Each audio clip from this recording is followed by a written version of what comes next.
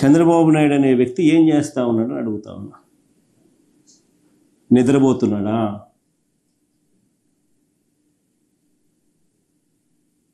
చంద్రబాబు నాయుడు గారిని గట్టిగా అడుగుతా ఉన్నా, నిన్ను ముఖ్యమంత్రిగా చేసింది ఎందుకు అని. గాడిదలు గాయడానికా నిన్న ముఖ్యమంత్రిగా చేసింది అని అడుగుతా ఉన్నా.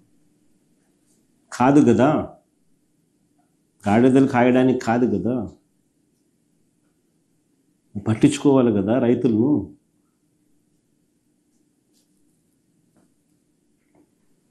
చివరిగా చంద్రబాబు నాయుడు గారి ప్రభుత్వాన్ని చూస్తే బాధ ఎక్కడ అనిపిస్తుందంటే 600 టన్నుల కోల్డ్ స్టోరేజ్ మా హయాంలో ప్రారంభోత్సవం చేసినాం. ఆ కోల్డ్ స్టోరేజ్ ఆపరేషన్లో లేదు, కరెంటు బిల్లులు ఖర్చు అవుతాయని. That is the flight of farmers.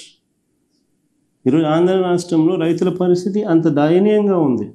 రప్పరప్ప అంటే మొన్నే కుర్చీ మరత పెట్టాం. 29 ఎన్నికలు వచ్చే గల సినిమాలో ఎండ్ కార్డు ఉంటుంది కదా, అలా వాళ్ళ పరిస్థితి ఉంటుంది. అంతేగాని ఏదో భయపడతాం, ఏదో వెళ్ళిపోతాం అనుకుంటున్నారు. అరే భయ్, మీరు అధికారంలో ఉన్నప్పుడు ఏం పీకలేకపోయారు, ఇప్పుడు ఏం చేస్తారా భయ్? అప్పుడే మేము భయపడలేదు, ఇప్పుడు మీ మొహం చూసి మేము భయపడాలా? ఈరోజు ఆయన సైకో మాట్లాడాడు, ప్రెస్ మీట్ పెట్టాడు. దాంట్లో ఒక మాట అన్నాడు, అది చాలా బాధ కలిగింది. పర్కా మనీలో ఒక వ్యక్తి డబ్బులు తీసేసుకున్నాడని అందరు తెలిసిన విషయమే. ఆ వ్యక్తి సుమారుగా 50 కోట్ల రూపాయల ఆస్తి సంపాదించాడు. 50 కోట్ల రూపాయలు. దేవుడి దగ్గర డబ్బులు తీసుకుంటే దొంగతనం చేస్తే చిన్న దొంగతనం అంట, చిన్న దొంగతనం అంట. ఆ సైకోకి చెప్తా, అయ్యా దేవుడే మిమ్మల్ని చూసుకుంటాడు స్వామి, మా అవసరం లేదు ఇక్కడ ఇంకా. అంటే ఎంత అన్యాయం చూడండి. దేవుడిని పట్టించుకోడు, ప్రజల్ని పట్టించుకోడు. వాళ్ళ పార్టీకి చెందిన ఒక వ్యక్తి చనిపోయాడని పరామర్శించడానికి వెళ్ళేటప్పుడు ఇంకొక ఇద్దరిని చంపాడు. వాళ్ళ కార్యకర్త బండి కింద పడ్డాడు, కారు అతని మెడపై నుంచి వెళ్ళింది. ఆగాడా? పట్టించుకున్నాడా? మన ఊర్లో ఉంటారు వైకాపా వాళ్ళు కొంతమంది, వాళ్ళని అడగండి, ఎప్పుడన్నా కలిసారా మీరు అతన్ని? ఫోటో దిగారా? కనీసం పరిచయం ఉందా? అడగండి వాళ్ళు. ఎందుకంటే అక్కడ కార్యకర్తలంటే గౌరవం ఉండదు. అందుకే రప్రప్ప బ్యాచ్కి చెప్తున్నా, భద్రం, బీ కేర్ఫుల్, ఇది ఎన్డీఏ ప్రభుత్వం, జాగ్రత్తగా ఉండండి ఈ సభాముఖంగా వాళ్ళందరికీ నేను హెచ్చరిక జారీ చేస్తున్నా. ఇక్కడున్న కార్యకర్తలు నన్ను కలిశారు. నేను ఒకటే చెప్తున్నా, వ్యక్తులు శాశ్వతం కాదు, తెలుగుదేశం పార్టీ శాశ్వతం.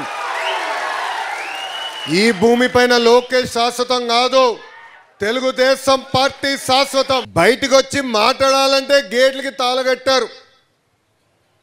నేను ప్రజల తరపున, కార్యకర్తల తరపున పోరాడితే నా పైన 23 కేసులు పెట్టారు, ఎస్సీ ఎస్టీ కేసు పెట్టారు, చివరికి అటెంప్ట్ మర్డర్ కేసు కూడా పెట్టారు. నేను యువగలం పాదయాత్ర ప్రారంభించాలనుకున్నప్పుడు జియో 1 తీసుకొచ్చాడు. ఆనాడే సైకోకి చెప్పా, మడిచి ఎక్కడ పెడతావో పెట్టుకోపో, ఈ లోకేష్ తగ్గేదే లేదని. ఈరోజు మిమ్మల్ని చూస్తే నాకు ఉత్సాహం వస్తుంది. మనం చూసాం ప్రతిపక్షంలో ఉన్నప్పుడు ఒక అంజిరెడ్డి తాత, గుర్తున్నాడా? తాతే గుర్తున్నాడా? ఆయన నామినేషన్ పత్రాలు లాగాలనుకుంటే తొడగొట్టి మీసం తిప్పి రా రా రా అన్నాడు.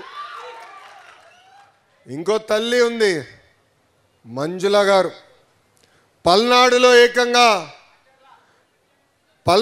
ఏకంగా ఆమె బూత్ దగ్గర కూర్చుని వాళ్ళు రిగ్గింగ్ చేయడానికి ప్రయత్నిస్తే అడ్డు తిరిగారు, కత్తులతో దాడి చేశారు, రక్తం కారుతున్నా కూడా అక్కడ కూర్చుని పోలింగ్ అయిన తర్వాతనే హాస్పిటల్కి వెళ్ళిన మంజుల గారే మీ లోకేష్కి స్ఫూర్తి. తోట చంద్రయ్య రోడ్డు మీద పడుకోబెట్టారు, ఏకంగా వాళ్ళ నాయకుడికి పార్టీకి జై చెప్తే వదిలిపెడతానన్నారు. కానీ చంద్రయ్య ఏం చెప్పాడు? జై తెలుగుదేశం, జై చంద్రబాబు నాయుడు అని చెప్పి ప్రాణాలే కోల్పోయారు. 94% సీట్లు గెలిచామంటే దాని వెనకాల మీ అందరి కష్టం, చెమట ఏకంగా అహర్నిశలు మాకు కాపలా కాశారు.